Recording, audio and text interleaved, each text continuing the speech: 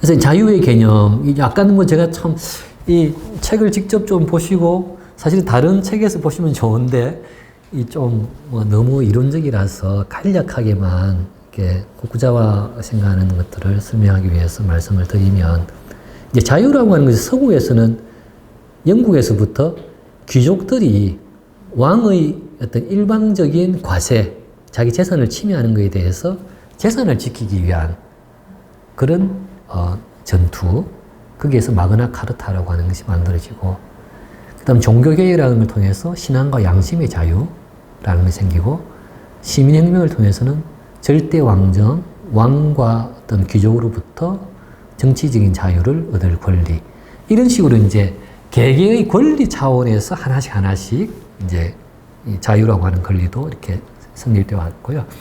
그러다가 1800년대 들어서면 밀 같은 경우는 이제 그런 개인의 자유가 아니라 시민적 자유, 사회적 자유, 사회적 차원의 자유가 새롭게 이제 대두가 되는. 왜 그런가 하면 이때 대중사회가 되니까 노동자들이나 일반 대중들의 어떤 여론에 의해서 개인의 자유가 침해되는 거. 그래서 사회가 개개인에게 강요하게 되는 사상. 그런 거에 대해서 이제 밀이 굉장히 관심을 가지게 됩니다. 그래서 밀의 자유를 보면 처음에 이 서구에서 참 자기들이 자유에 관해서 한 300년간 토론을 해왔는데 또 자기가 또 토론을 하게 돼서 좀 미안하다 이렇게 하면서 이제 설명을 하고 있어요. 그래서 사실 자유라는 개념이 그만큼 어려운 것 같습니다. 그래서 어찌됐건 간에 옛날에는 이제 300년간 토론해 왔으니까 미리 보기에 그전에는 지배자의 권력, 폭압으로부터 시민, 개인이 보호받는 게 자유였는데 지금은 민주주의 내지 사회주의 사회, 정치적인 문제로서 다수가 공무원이나 권력자가 아니고 일반 대중의 다수가 횡포를 불리는 게 큰 사회로 대두되었다. 그래서 사회 그 자체가 폭군이 될 경우가 있는데 그것은 여론과 대중이 자행하는 폭압이다. 여기서 개인의 자유를 보호해야 된다. 이러한 어떤 여론과 대중이 자행하는 폭압은 형벌을 사용하지는 않지만 인간의 영혼을 노예화시킨다. 일방적인 다수의 논리로 개인에게, 소수에게 강요하게 되는 거니까. 그래서 그런 것을 방지하기 위해서는 의견이라든지 생각이나 행동의 다양성을 보장해야 된다. 그리고 각자 다르게 살게, 무조건 다르게 살게 해야 된다. 아무리 1000만 명의 사람이 사는 1000만 명의 중에서 999만 명과 한 명의 의견이 다르더라도 한 명의 의견은 보장해줘야 된다. 스스로 그게 잘못된 것을 깨닫든지 아니면 다수가 그 한 명 때문에 다수의 생각이 잘못이었다는 큰 각성을 할 수도 있는 거고. 그렇게 해서 이제 이 사상, 양심, 감정 표현, 출판, 개성 추구, 결사의 자유를 보장했다. 이렇게 나오면서 이 당시에 자유에 대한 것들이 이제 서구 사회에서는 굉장히 이제 다양하게 발전하게 되는 거죠. 그 다음 기조 같은 경우는 이제 유럽 문명사에서 이제 자유의 역사로 이렇게 보고 있거든요. 서구 사회의 역사를 자유가 확대되어 온 역사로 보는데 기조가 말하는 자유라는 것은 다양성이라고 봅니다.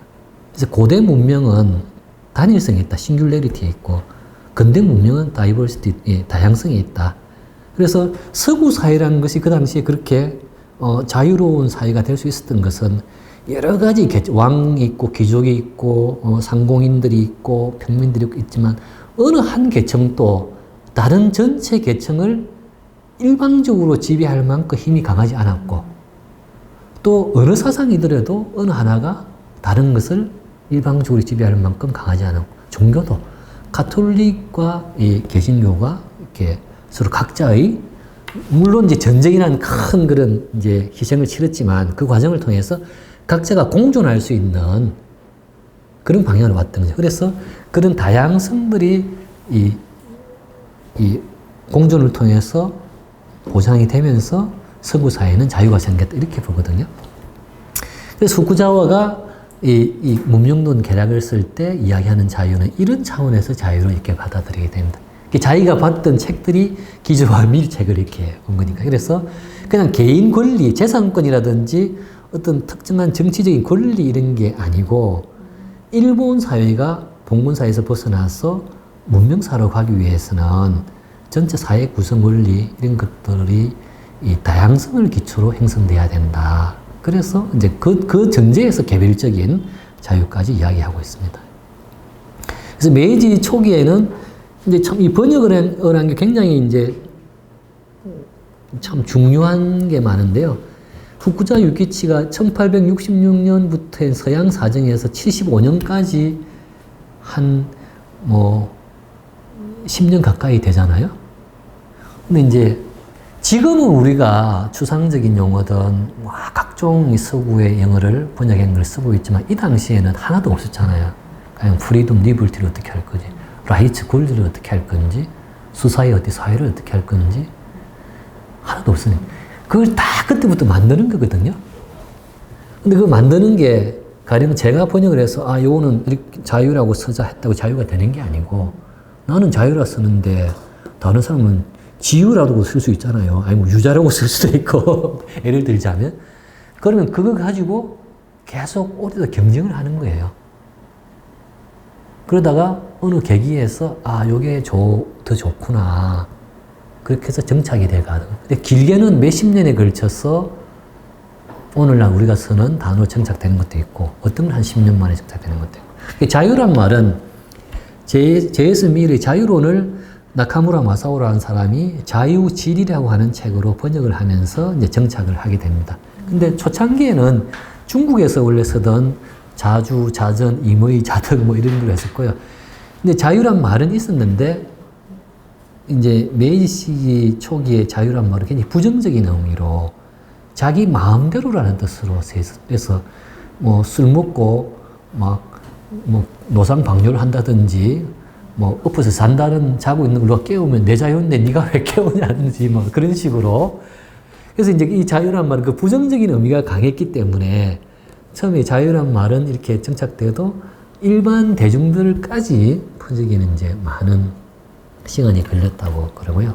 지금 이제 이때 이 일본에서 만든 번역어를 신한어라고 합니다. 그게 한 15,000자 가까이 되거든요. 그래서 일본에는 신한어 사전이라고 하는 게 있는데, 우리는 이제 뭐 사전이 들어와 있지는 않은데, 오늘날 쓰는 우리가 쓰는 용어의 굉장히 많은 부분이 다 그때 일본인들이 만드는 겁니다. 그래서 법률 용어, 뭐 소소에 관한 거, 용어가 다 그거고요. 화학 물질에 관한 거, 수소, 뭐 산소, 탄소 다 그때 만든. 개별 학문 분과에 관한 거, 다 뭐 등등 한 15,000단어 정도 되면 뭐 참 뭐 진짜 우리가 이거를 뭐 토착 외국 이렇게 자꾸 하는데 참 정말 그런 것만 알아도 그런 말 안 쓸 것 같은데. 그래서 이제 이런 번역에 대한 것도 최근에는 이제 우리나라 학자들이 뭐 연구도 하고 뭐 번역도 조금씩 하고 하던데 많이 알려져 있지는 않은 것 같고요. 그래서 우리가 모르는 이 빚이 많이 있는 거죠. 그런 거 보면. 그래서 일본의 지식인들이 우리가 우리처럼 중국에 대한 컴플렉스, 중화주의에 대한 컴플렉스를 많이 가지고 있었는데 어떻게 극복하는가 하면 스기타 겐파쿠 이후로 자기들이 새로운 한자어를 만들면서 극복하게 됩니다. 그전에는 동양 전체가 한자어 중심으로 많이 썼잖아요. 근데 한 2000년 이상을 쓰다가 처음으로 일본인들이 새로운 한자를 만든 게 그때거든요. 서양책, 의학책, 뭐 과학기술책 등을 1770년대 후반부터 쭉 번역하게 되니까. 그거는 중국에도 없는 거고 자기 처음 만든 거예요. 그러면서 의학 분야에서도 실제로 해부를 해보고 이렇게 해보니까 중국에서 배운 책보다 나으니까 우리가 중국보다 월등한 의학 지식도 가지게 됐고 새로운 한자도 우리가 만들어냈다 하면서 문화적인 컴플렉스를 그때부터 이제 벗어나게 되거든. 그래서 이제 일본에 대한 뭐 컴플렉스, 중국에 대한 컴플렉스 또는 미국에 대한 컴플렉스 이런 것들은 결국 그런 과정을 거쳐서 자연스럽게 자존감과 자부심을 가지면서 이제 극복되는 거지. 토착 외구라고 해서 벗어지는 건 아니다. 그래서 이제 후쿠자와 유키치가 자유에 대한 생각은 아까 말씀드렸지만 자유의 기풍이라고 하는 것은 다사쟁론에서 나온다. 그 다음에 그래서 공자, 맹자, 유학에 대해서 굉장히 비판을 많이 합니다. 공맹의 가르침 때문에 동양의 전제사회가 오랫동안 유지했다고 보거든요. 그래서 전제 정치에 편리했기 때문에 공명의 가르침이 내려왔다.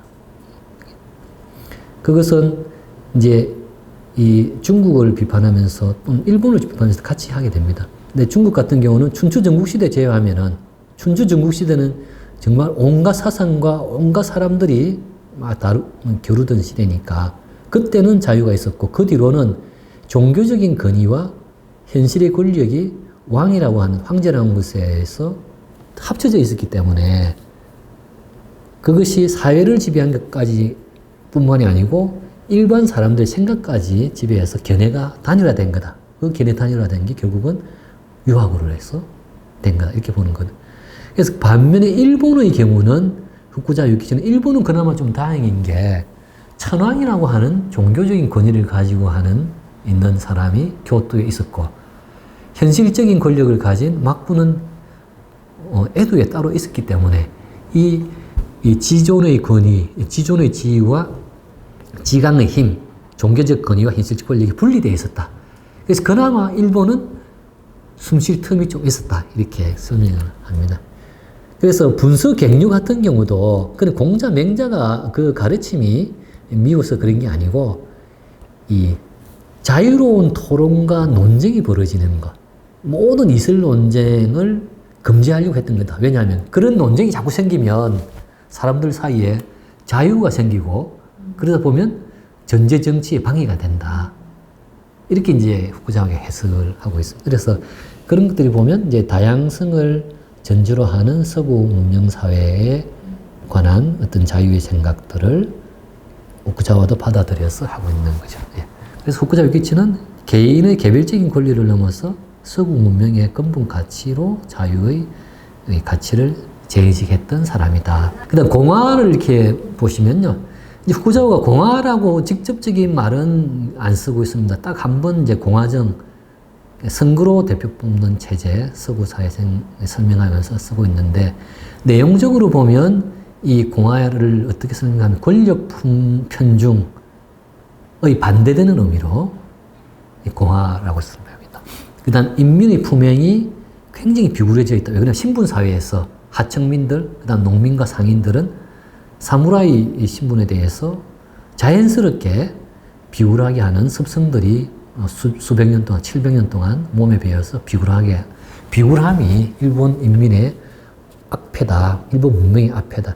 근데 이 부분에 대한 설명이 이 토크빌의 미국의 민주주의에 나오는 부분에 굉장히 많이 이렇게 인용도 되고 내용적 일치되는 부분이 많습니다. 그래서 특히 이제 후쿠자와 같은 경우는 그런 것들을 직접 막 이렇게 쓰는 게 아니고 일본의 사회, 일본의 역사에 빗대어서 자기 나름대로 굉장히 소화를 잘해서 이렇게 설명을 하고 있는데요. 여기 이제 첫 번째 문장 보시면 지극히 큰 교재에서 지극히 작은 교재에까지가 무슨 말인가 하면 교재는 소사이어티를 번역한 말입니다. 소사이어티는 말이 요도 우리 공부 모임도 소사이어티고 학자들의 어떤 학술 모임도 소사이어티고 또 우리 사회, 우리나라 할 때 그 사회도 사회잖아요. 이제 구체적인 모임을 의미하는 소사이어티도 있고 추상적인 사회를 의미하는 소사이어티도 있는데 여기서는 이제 여러 가지 면에서 같이 쓰고 있습니다. 그래서 이 권력 편중이라고 하는 게 조그만 모임, 큰 모임, 공과 사, 남녀, 부모, 자식, 그 다음에 상인들, 이 상인 오야분과 꼬붕, 그 다음에 무슨 조직들 사회, 모든 일본의 개개 사회에 다 그런 어떤 권력 편중 현상이 있다. 그래서 그걸 없애야 된다. 그렇지 않으면 일본은 독립을 못 한다. 이렇게 이제 나중에 발전하거든요. 그 다음에 이제 그러다 보니까 국사 또는 마을 일 전체에 관한 중요한 일들에 대해서 사람들이 관심을 안 가지고 그냥 자기 개인의 이익만 추구한다. 그래서 노동자는 노동자의 지위를 바탕으로 해서 전체 노동자의 지위를 올리려고 하는 투쟁을 하든지 뭘 해야 되는데 그런 걸 안 한다. 그래서 이제 자신의 지위를 중요하게 생각하지 않고 지방은 지방 이익을 또 중요하게 생각하지 않고 계층은 자기 계층의 이익을 중요하게 생각하지 않고 그러다 보니까 길가에 누가 죽어 있으면 도망가 버리고 개똥과 마주치면 또 피해가 버린다. 그래서 대부분의 사람은 나라에 대한, 나라가 망하건 흥하건 문명이 뭐 진퇴하건 상관없이 구경이나 하고 신경을 쓰지 않는. 실제 메이지 유신 과정에서 이런 사건들이 많거든요. 서양 군대가 시모노세키 포대를 점령해도 일반 농민이라는 사람들은 도와주거든요. 그래서 그걸 보고 사무라이들이 충격을 받아가지고, 왜 그런가 하면 일반 농민이나 상인 입장에서는 쟤들이 오건 누가 오건 상관없는 거예요. 자기만 잘 살면 되니까. 그래서 이제 그런 거를 보면서 이제 생각들이 많이 사무라이들이 각성을 하게 되는데, 그래서 일본이라고 하는 사회는 메이지 유신 초에도 보면 수천만의 사람들이 다 자기 상자 안에 갇혀서 각자 100만 명 사람이 있으면 100만 명이 딴 마음을 품고 있고, 전부 자기 집 앞에, 자기 집안에 틀에 박혀 지내고, 문 밖에 나오면 꼭 외국과 같아.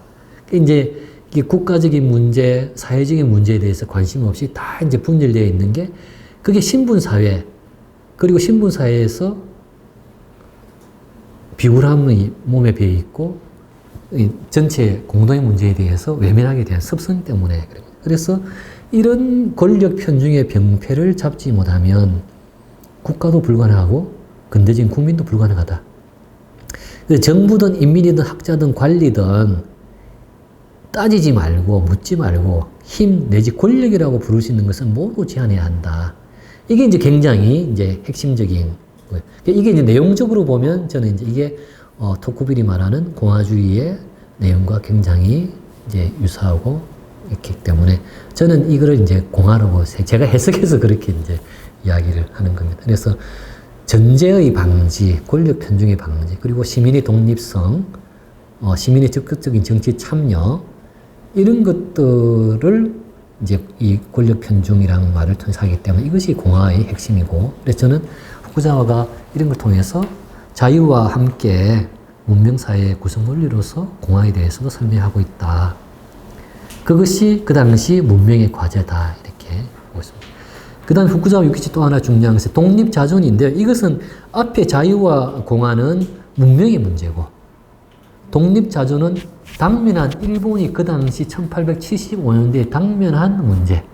그것은 뭔가 하면 지금 막 서양과 이제 조약을 체결해서 뭐 상업적으로 또 여러 가지 면에서 교류를 하고 있지만 외교관계도 설립되어 있고, 후쿠자와는 자기 이미 서양을 많이 가봤고 굉장히 많은 책을 그 당시에 봤기 때문에 제국주의처럼 변할지 모른다고 하는 위기의식을 일찍 가지고 있습니다. 그래서 문명론 계략에도 뒷부분에 가면 9장 10장에 가면 그런 내용들이 많이 있습니다. 유럽 사회가 아시아를 식민지화할 했던 과정들, 특히 이제 남태평양에 있는 여러 가지 섬들, 제임스 쿡이라고 하는 유명한 선장이 있거든, 영국의 선장. 그 사람이 하와이 섬도 발견하고 이렇게 많이 했는데, 그 사람들이 가면서 전염병 때문에 오염이 돼서 이제 그 조그만 나라들이 거의 뭐 10분의 1 정도 남기고 다 죽는다든지 식민지화 된다든지 이런 것들 설명하면서 일본도 언젠가 그런 것을 당할지 모른다. 그래서 사람들이 빨리 각성을 해서 대비해야 된다. 이런 것들을 이렇게 문명론 계략에 적어 놓고 있습니다. 그래서 이것은 독립자존이라는 것은 문명의 과제라기보다는 당면의 과제로서 설명하고 있는데, 그것을 문명의 과제와 현재 일본이 맡고 있는 당면 과제를 이렇게 섞어서 이제 문명 계략에 이렇게 하나의 논리로 만드는 거죠.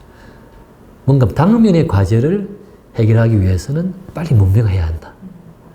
문명의 이 과제라는 것이 먼 뒤에 있던 과제가 아니고, 물론 문명은 상대적인 것이기 때문에 변하고 하지만 현재 일본 사회에서는 우리 독립을 지키기 위해서도 빨리 서구의 가치를 받아들이고, 첫 번째 서구 가치부터 받아야 돼. 대부분의 사람은 가치를 받아들이는 게 아니고 동도서기라든지 동양의 도화, 서구의 기술, 중체 서양, 중국은 중화를 체로 하면서 서양을 활용한다. 이제 일본은 화혼 양자라고 그러거든요. 화가 일본이니까 이 일본의 혼과 서양의 재능을 가지고 섞어서 해야 됩니다. 대부분 이제 이 삼국이 다 이 자기의 고유의 정신, 영혼, 뭐 체를 유지하면서, 서양은 단지 기술만 우리가 쓰면 돼. 이런 사고방식을 하고 있었는데 후쿠자와는 그렇게 하면 실패한다. 그것이 아니고 서구의 문명은 가치가 핵심이기 때문에 그 가치부터 받아들이고 그 다음에 제도를 받아들이고 맨 마지막에 물질 문명을 받아들여야지 문명을 성공적으로 이룰 수 있다. 순서가 바뀌면 실패한다. 이렇게 이제 주장을 합니다. 그래서 그 당시에 이제 그렇게 받아들인 순서, 문명에 대한 생각도 후쿠자와가 확 바꿨어. 설명을 하는 거죠. 그래서 이제 앞부분 이제 쭉 설명이 됐고요. 그래서 어찌됐거나 전국 인민의 품행이 바뀌지 않으면 우선적으로 나라의 독립도 불가능하다. 그래서 문명의 과제인 자유공화의 가치부터 받아들여야지만이 근대적인 국민이 형성되고 이를 바탕으로 일본의 당면 과제인 나라의 독립도 달성할 수 있다. 이렇게 이제 맺고 있습니다. 요약을 뭐 세 가지로 제가 말씀드리면요. 제가 이제 에도 시대 100년의 지식혁명이라고 하는 것을 제가 처음 지금 만든 거거든요. 그것의 시작이 스기타 겐파쿠고 정점이 후쿠자와 요키치다. 이 서구 사회는 거의 1000년 이상 축적한 지식이고 여기서 일본은 100년 만에 우리가 캐치업을 통해서 박정희 시대 때 경제개발 계획하면서 따라왔듯이 일본은 이때 서구 문명을 캐치업한 거죠. 100년 동안. 근데 단지 이제 일본을 경우나 남미나 이런 다른 나라를 보면 아시아나 남미나 이런 나라들은 대부분 지배 계층들이 그런 새로운 고도의 문명이나 문물이 들어오는 것에 대해서 지배 계층이 보통 거부를 많이 합니다. 왜 그런가 하면 그렇게 되면 자기들이 지배의 그 권력을 상실할 수 있다는 두려움을 갖기 때문에. 그래서 남미의 역사는 그런 것들 때문에 이제 상당히 우여곡절을 많이 겪게 되는데 핵심을 안 받아들이는 거죠. 근데 일본은 어쨌든 막부가 독재적인 권력을 행사하고 했지만 서구 문명에 대해서는 막부도 굉장히 많이 받아들이거든요. 우리가 일반적으로 그냥 너무 이제 사츠마 조슈 같은 유신 주체 세력의 입장에서만 보면 안 될 것 같고요. 막부 역시 굉장히 막부 스스로가 사절단을 7번을 보내거든요. 보내고 유학생들도 보내고 노력을 많이 합니다. 그래서 막부 차원에서 또 번역도 많이 하고 백과사전 이런 것들을 번역하거든요. 그 다음에 스기타 겐파쿠 같은 사람이 해부학 책을 번역했을 때 그것을 용인해줬고 막부 이제 허가를 받아야 되는데 그런 허가해줬고 그런 거 보면 굉장히 이제 일본이라고 하는 사회는 에도 사회 때 지배 계층도 선진 문명에 대해서 굉장히 개방적이었다는 것을 알 수 있습니다. 그래서 후쿠자와는 100년의 지식혁명의 정점이 있으면서 동양 사회의 최초의 근대인이다. 제가 보기에 그것은 서구 문명의 가치관을 동양의 언어로 재해석했기 때문이다. 이렇게 보고 있습니다. 그다음 사상적인 의의는 뭐 여러 가지가 있지만 이 동서 문명의 어떤 수용 이 방식에서 이제 화원양제, 서양의 기술만 받아들이고 동양의 정신은 유지해야 된다. 일본식으로 하면 화원양제인데 그런 어떤 절충적인 방식이 아니고 서구 문명의 가치, 핵심적인 것부터 받아들여야 한다. 라고 하는 인식의 전환을 촉구했던 데 있다고 봅니다. 이거는 이제 후쿠자와는 이제 문명을 보는 시각 자체가 좀 독특한데요. 후쿠자와 유키치는 메이지 유신도 정치적인 사건 때문에 됐다고 보지는 않고요. 그 이전에 오랜 동안에 지식이 축적되어 왔기 때문에 메이지 유신이 가능했다고 보거든요. 그 이제 문명운동 결합에 쭉 자기 나라 역사를 쭉 설명하면서 나오는데 후쿠자와 역사관은 그 이제 제 나름대로 번역하면 후쿠자와는 역사관은 문명이 아니고 혁명이 아니고 문명이 역사를 진보시킨다 하는 역사관을 가지고 있었다. 그래서 이제 그것이 종합적으로 정리되어 있는 게 이제 문명론 개각이고요. 그래서 이제 이런 걸 보면 이제 일본이 메이지 유신 이후에 어떤 정치 제도를 바꾸고 사상적인 바꾸고 이런 것들이 결국은 이제 G7으로 가게 돼 있는 오늘날 일본이 G7에 가 있는 그 바탕이라고 이제 저는 보는데요. 그래서 저는 학생들에게 일본을 일본이라고 보지 말고 G7 국가로 봐라. G7에서 두 번째다. 그러면 일본에 대한 생각이 좀 바뀔 거다.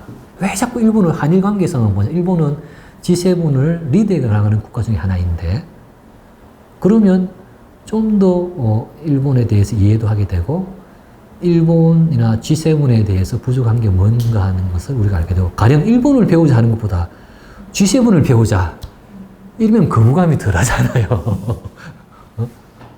그래서 계속 이제 그걸 좀 강조하고 있습니다. 근데 이제 G7 회원국, 업적으로 한국을 넣니만이 그런 게 막 나오더라고요. 제가 지난 학기부터 학생들에게 막 이야기해 주고 있는데, 잘 됐으면 좋겠는데, 잘 될 것 같지는 않은데. 그래서 이제 이 근대적인 국가를 만드는 것은 이제 근대적인 지식 가치관과 저도 크게 두 가지인데, 국구자의 역할은 이 지식을 그 중에서도 과학 지식 이런 게 아니고 서양의 가치관을 일본 사회에, 동양 사회에 전달해주고 해석해주고 하여튼 최초의 인물이다. 거기에 이 문명론 개략의 의의도 있다.